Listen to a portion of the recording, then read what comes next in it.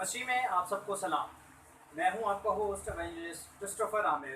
Programme आज का सवाल के साथ आपकी खिदमत में हाजिर हुआ हूं। इस प्रोग्राम में हम पूछेंगे मुख्तलिफ उन्वान पर मुख्तलिफ पासबानों से सवालात और जानेंगे उनके जवाबात बमुताबिक बाइबल मुक़द्दस। जी पास्टर साहब, हम आपको अपने प्रोग्राम में वेलकम करते हैं, खुशामदीद कहते हैं। पास्टर जी, आज का जो हमारा सवाल है वो ये है कि एक एवेंजलिस्ट, एक प्रचार करने वाला, खुदा के कलाम को फैलाने वाला या खिदमत गुजार, वो कलाम मुक़द्दस के मुताबिक कैसा होना चाहिए? उसका लाइफ स्टाइल, उसकी ज़िंदगी या वो खुद करेक्टर वाइज किस तरह का होना चाहिए? मैं खुदा का शुक्रगुजार हूँ। आपने मुझे अपने प्रोग्राम में बनाया, वेलकम किया, ये आपकी मेहरबानी है। और मैं चाहता हूँ कि ऐसा पैगाम कलाम तफसील के साथ बयान किया जाए जो हमारे लिए और दूसरे सुनने वालों के लिए फ़ायदेमंद और बाइस बरकत हो। और मैं चाहता हूँ खुदा यीशु मसीह में आप सबकी सलामती हो और आज का ज़िंदगी बख्श पैगाम प्रोग्राम हमारे लिए फ़ायदेमंद और बाइस बरकत हो। एक छोटी सी दुआ करेंगे। मेहरबान बाप आसमानी, आज इस अच्छे प्रोग्राम के लिए, बाबरकत प्रोग्राम के लिए मैं तेरा शुक्रगुजार हूँ कि अपने ज़िंदगी बख्श पैगाम कलाम में से हमें सुनने, सीखने, समझने के लिए आसमानी सलाम किया।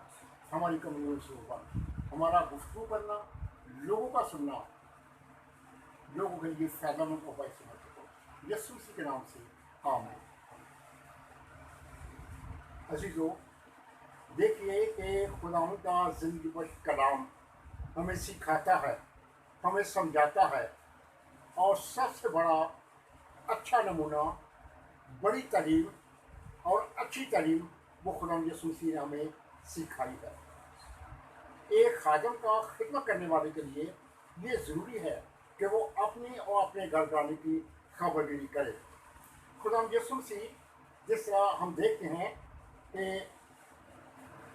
इंजील मुक़द्दस मरकज़ 3 बाब की 31 आयत में भी लिखा है कि खुदा यीशु मसीह एक जगह पर तालीम दे रहे थे। जब वो तालीम दे रहे थे तो लोग सुन रहे थे, और एक शख्स ने आकर उन्हें ये बताया कि ऐ खुदावन, आपकी वालदा और आपके भाई बाहर खड़े हैं और आपसे बात करना चाहते हैं।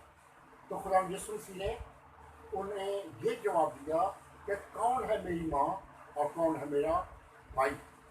इसलिए कि जो मेरे पास हैं, जो खुदावन की तालीम सुन रहे हैं, जो खुदावन का कलाम सुन रहे हैं, जो खुदावन के लोगों की रफ़ाकत में है और जो खुदा के कलाम के मुताबिक मुतफिक हैं, वो मेरे भाई, मेरी माँ है, और मैं उन्हीं के साथ ज़्यादा इत्फाक करता हूँ। इसलिए कि कलाम मुक़द्दस में यूँ लिखा है कि जो खुदा की मर्ज़ी के मुताबिक खुदा की इफ़ाकत में है, खुदा वहाँ मौजूद है। इसीलिए खुदा यीशु मसीह ने कहा, फरमाया कि जहाँ 2 या 3 मेरे नाम पर इकट्ठे हैं, मैं वहाँ मौजूद हूँ। और इसी वजह से खुदा यीशु मसीह की ये तालीम कि जो खुदा की पाक मर्ज़ी के मुताबिक खुदा की इफ़ाकत में है, वो खुदा यीशु मसीह फरमाते हैं कि वो मेरी माँ और मेरे भाई हैं। फिर एक दफ़ा हम और भी लोगों को देखना चाहते हैं कि कुछ ऐसे लोग भी हैं जो अपने एक आदमी को या किसी खादम को वो देखते हैं कि ये मकबूल हो रहा है, तो उसके दाहिने और बाएं बहुत रहते हैं और घूमते रहते हैं, और वो चाहते हैं कि हम इसके गुरबत में आ जाएं। इसी तरह रूहानी तौर पर भी एक कोई लीडर है रूहानी तौर पर, या पास्टर है या बिशप है, उससे ये ज़रूरी है कि वो जाने कि मेरे साथ जो रफ़ाका रखने वाले हैं वो कैसे हैं। एक दफ़ा का जो जिक्र है, ये इंजील मुक़द्दस मत्ती 20 बाब की 20 और 21 आयत में यूँ लिखा है, वो शागिर्दों की वालदा यानी ज़ेबदी की बेटों की माँ, वो खुदा यीशु मसीह के पास आई और उससे कहने लगी, ऐ खुदा, मैं चाहती हूँ کہ تو میری بات سنے اور میری بات کو اپنے حضور مقبول ٹھہرائے۔ خدا یسوع مسیح نے اس سے پوچھا کہ تو کیا چاہتی ہے؟ تو اس عورت نے جواب دیا کہ میں چاہتی ہوں کہ عدالت کے دن ایک میرا بیٹا تیری دائیں طرف اور دوسرا بائیں طرف بیٹھے۔ اور خدا یسوع مسیح نے کہا کہ یہ میرا کام نہیں، یہ میرے باپ کا کام ہے، جن کے لیے یہ جگہ تیار کی گئی ہے وہی میرے دائیں اور بائیں بیٹھیں گے۔ اس لیے کہ جب کوئی خادم، کوئی پاسٹر، کوئی بشپ مقبول ہوتا ہے تو بہت سارے ایسے لوگ ہیں جو اس کے دائیں اور بائیں رہنا چاہتے ہیں، اور ان کے بہت سارے لوگوں کے اپنے تحفظات ہیں، اپنے مفاد ہیں۔ روحانی اور جسمانی طور پر بھی آپ دیکھیں کہ چرچز میں بہت ساری خرابیاں اسی وجہ سے پیدا ہو رہی ہیں کہ بہت سارے ایماندار نہیں ہوتے، بہت سارے لوگ روحانی نہیں ہوتے، اور وہ پاسٹر کو اپنے گھیراؤ میں لے لیتے ہیں، اور جب گھیراؤ میں لیتے ہیں تو پھر بہت ساری فطرے فساد برپا ہوتے ہیں۔ وہ خدا یسوع مسیح نے اسے یہ بتایا کہ تو نہیں جانتی کہ جو تو مانگتی ہے یہ میرا کام نہیں، یہ میرے باپ کا کام ہے۔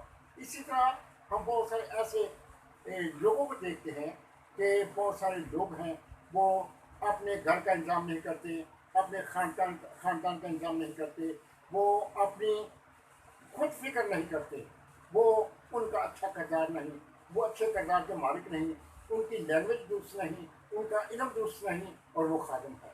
اور یہ ان کے لیے ضروری ہے کہ وہ پہلے علم حاصل کریں، وہ تعلیم تربیت حاصل کریں، اور پھر وہ روحانی معیار میں اپنے آپ کو آگے لے کر آئیں، اور پھر وہ اپنے آپ کو خادم ہونے کے لیے پیش کریں۔